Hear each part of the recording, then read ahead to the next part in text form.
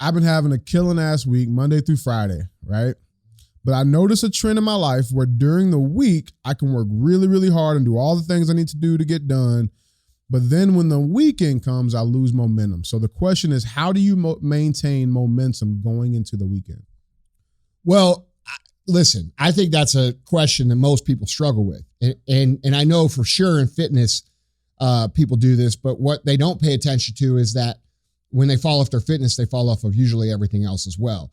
I mean, dude, I was the guy, guys, you don't get to be 350 pounds of mashed potatoes like I was without understanding what that person is asking. You know what I'm saying? So first of all, you got to understand there's a real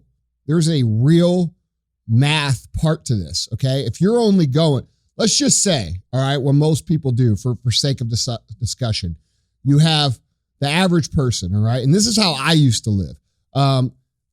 I would come into work on Monday. All right. And I was usually hungover from Sunday. All right. So Tuesday, I started feeling okay and I got to be productive. Wednesday, I was also productive. I was finally feeling normal and I execute. Thursday would be a happy hour. Okay. So I would get 3/4 of a day done on Thursday. And then Friday, I wouldn't care about what I was doing because I was hungover from Thursday and I knew we were almost to Friday. And then I would go out and hang out on Friday, Saturday, and then day drink on Sunday. So like, dude, if we're really honest with ourselves about that lifestyle, right, it really takes up Friday and Monday too.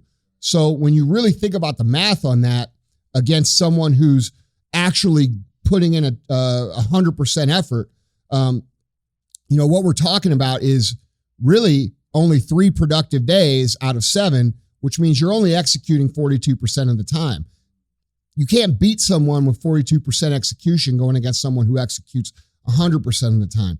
So once I started realizing that, because like, dude, if we take it and we just say, okay, it's only 2 days that we fuck off, that's still 28% of the time, that's 1/3 of the time that you are losing to the guy who isn't fucking off. And depending on how you look at that, over the course of a year, if you do 2 days out of every week, we're looking at 112 days a year, right? Divided by, let's see, that's 30% of your year. Okay. That's almost 4 months time that you're fucking off when the guy you're competing against is not. It's crazy when the numbers change. Like you put the numbers in perspective. That's what I'm saying. That's so insane. You literally cannot win living like that. That's why you don't see people who run huge operations or the companies that have the momentum that are kicking everybody's ass and doing big things. They don't live like that. It's just very simple. So it becomes a discussion and a question in your head about what's it worth to you? Because a lot of people will hear that and they'll hear, well, that's important to me. And that's fine. I'm not saying that, but I'm saying it's a real math equation that you're putting yourself behind when you don't understand the numbers like that. Okay. If you really break down the math, there's zero possibility that you can beat someone who is giving 100% effort every single day. If you're living like the rest of society, you will lose. That's 100% fact. So to answer the question, how do you fix it? Look, man, you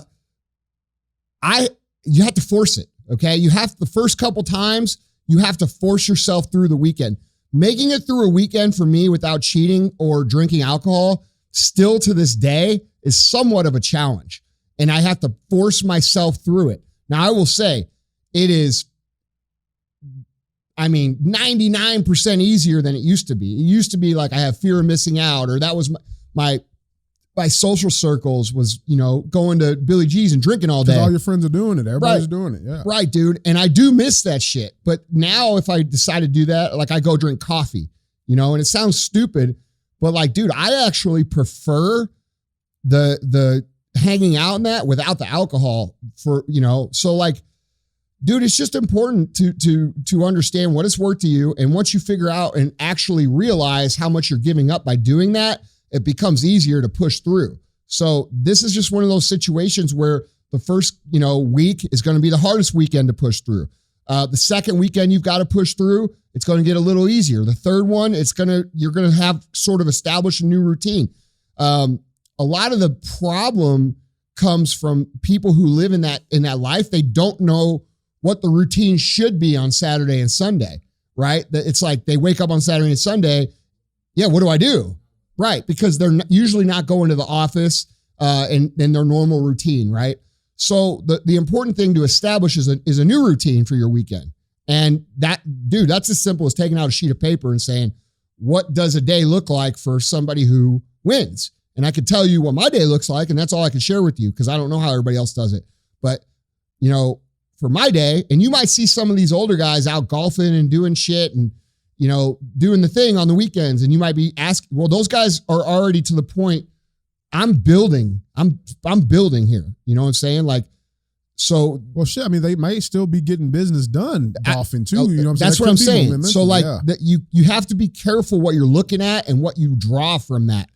But, for me, dude, I mean, DJ, my routine. Yeah, it's the same shit. What do I do on Saturday and Sunday? Same shit you do Monday through Friday. Yeah, like that's exactly it.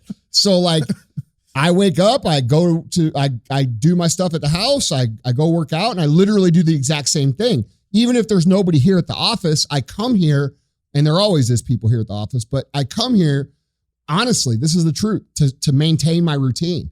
Like it keeps me from drifting into that old life that I had. So the things I would say that would be important to, here is one, realize what the numbers really are. Two, realize that you can't beat someone who's really dedicated, who's giving all that effort and time with your half-ass effort. You can't. It's impossible. You're not going to get lucky. Things aren't like you're going to fucking lose to that person. So you have to then decide what's his worth to you, right? To me, it's worth staying on the routine. Not just because, but because I want to protect myself from going backwards. And then, you've got to force yourself through those things. And for me, once I understand the consequences, it becomes easier to push through. So that's my answer to that. And I'll also add to that, guys, just so you're hearing Andy say this, we still have fucking fun. Like, you know what I'm saying? Like it's always a good time. Like it's never like, oh, it's robotic shit. Like, no, we're having a good time. It's always good. So I think people will hear that and be like, oh, that just means I'm going to be in this. Well, that's because they haven't acclimated their life to the new way. To the new right. Yeah. Right. And that's, dude, I'm just telling you, man, when you take a break from that lifestyle, you realize that you're wasting a lot of your life. It's just the truth. And dude, and I'm not pooing on it or making people feel bad. Bro, I live that life. And honestly, I still love to do that shit. I just know what it costs me, so I don't do it as much. So that's how I feel about it. Hey guys, do me a favor. If you enjoyed that clip, if it made you laugh, if it made you think, if it made you have a new perspective, go over to iTunes. Check out the full-length podcast. You're going to like it.